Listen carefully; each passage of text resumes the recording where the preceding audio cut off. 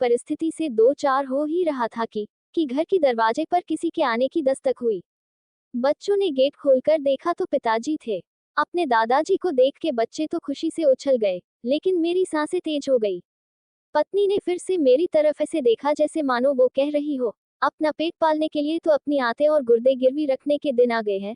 अब ऐसे में पिताजी अकस्मात आए हैं तो जरूर ही कोई आर्थिक समस्या को लेकर ही आए होंगे। मैंने भी नजरें चुराते हुए एक बार मीनाक्षी की ओर देखा, पर कुछ कह पाने की स्थिति में नहीं था, इसलिए जल्दी से उठ के पिताजी के पास गया और नजरें चुराते हुए उनके चरण स्पर्श कर उन्हें बैठने को कहा। मीनाक्षी ने भी उन्हें चरण वंदन किया और खाना खाने के लिए कहते हुए किचन में चली गई। अब मैं और भी अकेला महसूस कर रहा था। मीनाक्षी तो मुंह छिपा के किचन में जा चुकी थी। मुझे डर था पापा कहीं पैसे की कोई बात न कर दे, इसलिए मैं जल्दी से जल्दी बच्चों को बुला के उनके पास किया और खुद वापस कमरे में चला गया। पिताजी भी मुझे जाते हुए देख रहे थे। मैं किचन में आया तो मीनाक्षी ने कहा, पिताजी जरूर ही किसी आर्थिक मदद की आस करके आए होंगे। विस्मयादिबोधक चिन्ह। ऐसे में इन्हें हम ही याद आते हैं। बड़े वाले भाई साहब को कोई याद नहीं करता, देने के नाम पर उनका नंबर आता है और जब कोई जरूरत हो तो सब लोग हमारे यहाँ आ जाते हैं।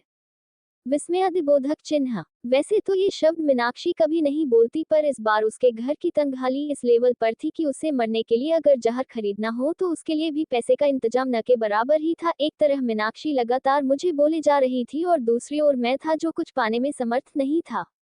विस्मयादिबोधक चिन्ह। अंततः मैंने मीनाक्षी को चुप रहने के लिए कहा, तुम शांत हो जाओ, कुछ भी करके कल मैं तुम्हारी दवाई और बच्चों की जरूरत का सामान ला दूंगा, पर अभी के लिए पिताजी का मान रखो। उनके सामने घर में कलेश करने का मतलब उनकी मान मर्यादा के खिलाफ है। उद्धरण चिन्ह।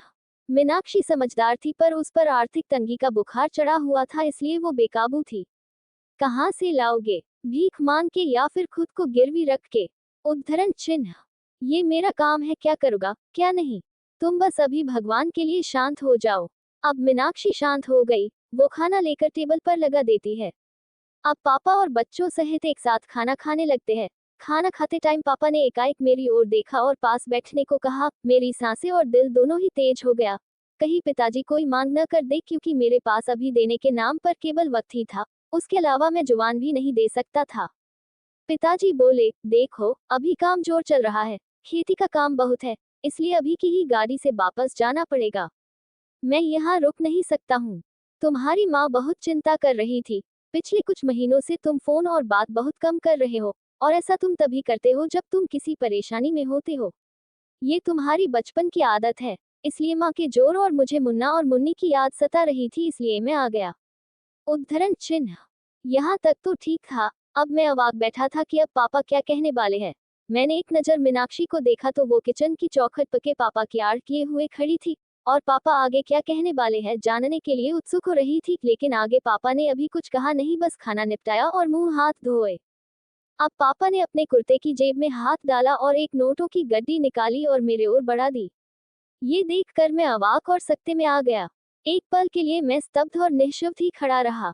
पिताजी ने कहा, अरे पकड़ो भी भाई, अब इतने बड़े भी नहीं हो गए हो कि हमारी दी हुई आशीर्वाद को ग्रहण न कर सको। वैसे भी इस बार फसल अच्छी हो गई थी, इसलिए कोई दिक्कत नहीं आए। अब उन्होंने मीनाक्षी की ओर इशारा करते हुए कहा, बहू का और बच्चों का अच्छे से ध्यान रखो, देखो कितनी कमजोर हो रही है, और अपना भी। उन्होंने पैसे मेरे हाथ में रख दिए।